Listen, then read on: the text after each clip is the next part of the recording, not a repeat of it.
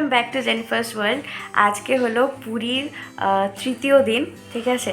তো অ্যাকচুয়ালি এখন বাজে হচ্ছে দুপুর 3টে, আর আমরা যাব এখন জগন্নাথ পুরীর দর্শন মানে জগন্নাথের মন্দির দর্শন করতে।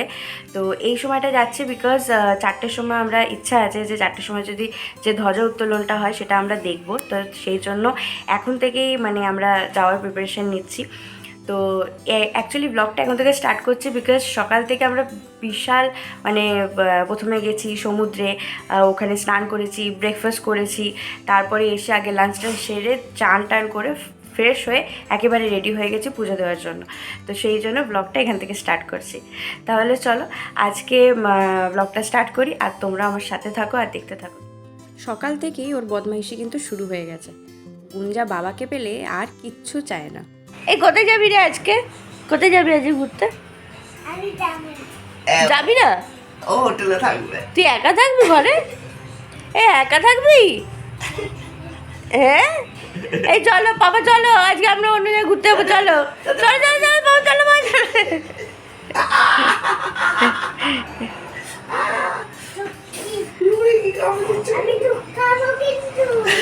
কি খাবো কিন্তু?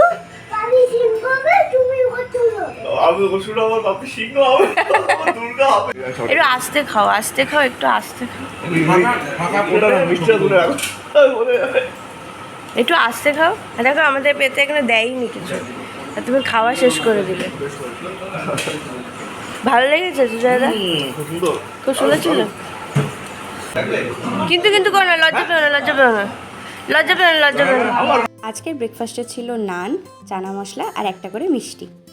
এখন দুপুর 3:30 বাজে, আমরা সবাই বাইরে এসে দাঁড়িয়ে আছি রেডি হয়ে। দেখো আমার মায়ের শাড়িটা,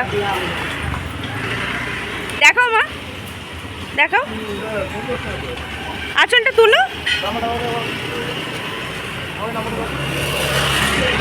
এটা আমার মনি ড্রয়িংটা করে দিয়েছে, ভীষণ সুন্দর হাতের কাজ,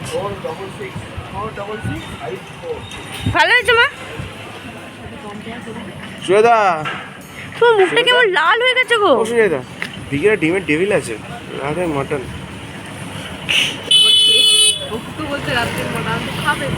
সুজয়দাকে দেখে মনে হচ্ছে মেয়ে দেখতে যাবে। যদি মটন দিয়ে শুধু মদি শুধু মটনই খাবে? মোদি আর কি হয়, সব রেকর্ড হচ্ছে কিন্তু। মটর আছে।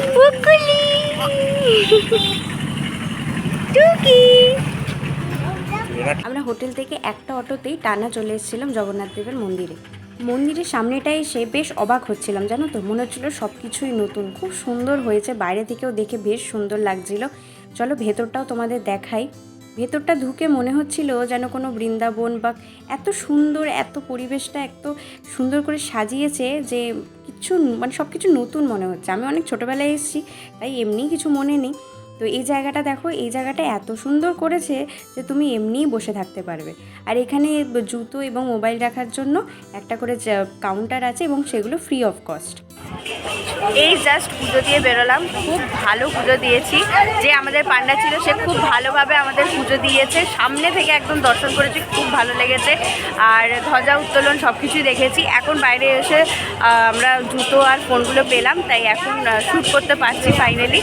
সন্ধেবেলায় এই জায়গাটা আরও সুন্দর লাগছিল, আলো দিয়ে এত সুন্দর করে সাজানো প্রত্যেকটা জায়গা, বড্ড ভালো লাগে। যদি সন্ধেবেলায় গিয়ে একটু চুপচাপ বসাও যায় না, তাহলেও খুব ভালো লাগবে। আর এই যে সাইডে দেখছো একটা করে ছোট ছোট ঘর মতো, এগুলো কিন্তু ওয়াশরুম, এত পরিষ্কার পরিচ্ছন্ন কি বলবো, দেখে মনেই হবে না ওগুলো এক একটা ওয়াশরুম।